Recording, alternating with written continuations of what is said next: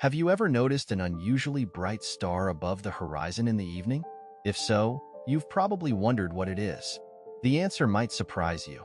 It's not a star at all, but a planet. Yes, you heard correctly. This celestial object is Venus, the closest planet to Earth.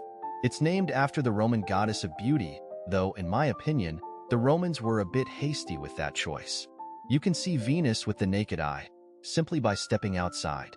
However, with even a small telescope, you'd see nothing. Venus is shrouded in an impenetrable cloud layer, composed primarily of carbon dioxide, sulfuric acid, and nitrogen, creating a runaway greenhouse effect. For a long time, it was hypothesized that life thrived beneath these clouds, mirroring Earth's conditions. However, in 1970, the Venera 7 probe made the first successful landing on Venus's surface. Its short lifespan of just 20 minutes, after 33 minutes of transmitting data about the Venusian atmosphere, revealed a drastically different reality. Venus can accurately be described as a fiery hellscape within our solar system. Surface temperatures can reach a scorching 460 degrees Celsius, hot enough to melt lead. Further adding to its inhospitable nature, Venus lacks a global magnetic field, unlike most planets in our solar system. Only Uranus, tilted on its side, shares this characteristic. Adding to the peculiarities, one rotation on its axis takes 243 Earth days, while a Venusian year is only 225 Earth days long. This means a Venusian day and night together last 117 Earth days, plenty of time for a good sleep. Furthermore, Venus has no moons, although there's speculation that it once possessed one. Some astronomers theorize that Mercury might have once been a moon of Venus before becoming an independent planet. Both now remain solitary. While the raw physical data of celestial bodies typically doesn't captivate the average person, humans are fascinated by imagining life on other planets. Regarding Venus, we can state with certainty that its climate is definitively lethal to humans. To understand the planet better, we need to refer to official data.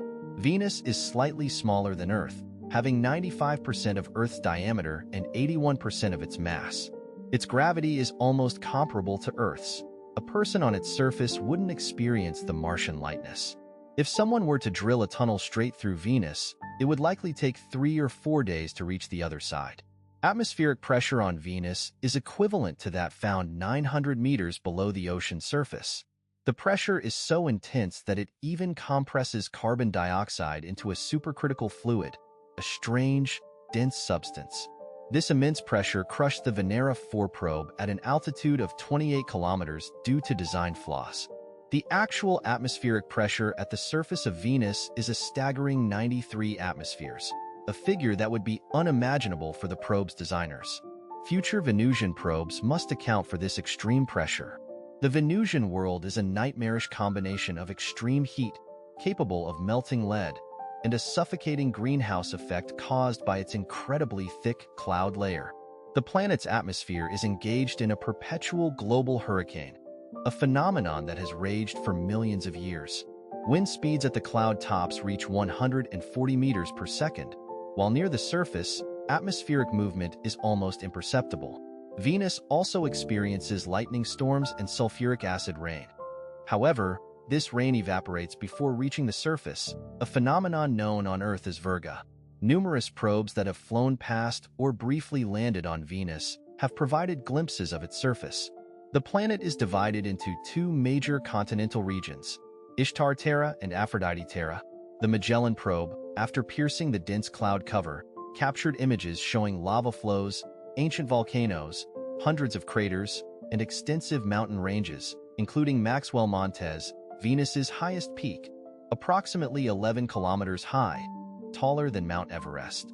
Incidentally, Maxwell Montes is the coldest place on Venus, with temperatures not exceeding 380 degrees Celsius and atmospheric pressure about half that of the lowlands.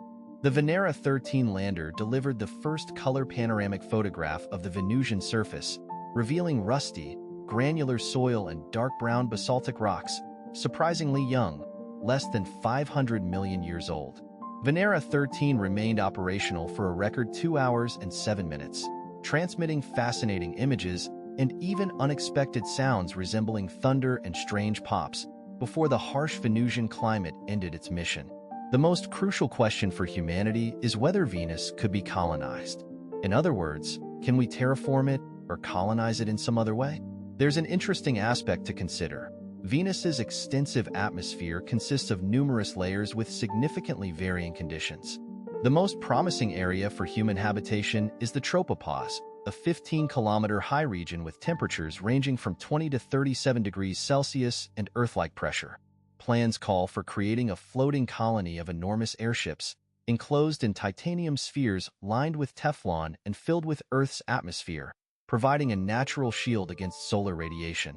Venus does have an ozone layer in this area, offering another layer of protection. This is not the only proposed method. Others involve placing large sunshades at the L1 Lagrange point between the Sun and Venus to significantly lower the planet's temperature, making it habitable. To add water, a massive bombardment of the surface with comets and asteroids is proposed, requiring either many small objects or a few very large ones. Plans also include introducing specific algae to the Venusian atmosphere, particularly in the tropopause, for propagation. Venus's attractiveness for colonization stems from its proximity to Earth and its similar size, mass, and gravity to our planet. If not for the dense cloud layer, surface temperatures would be far more tolerable. However, Venus has almost no water and a significantly higher radiation level due to the lack of a magnetic field and its proximity to the Sun, making colonization challenging and unlikely. However, dreaming and planning are not harmful, particularly as Earth's lifespan is finite.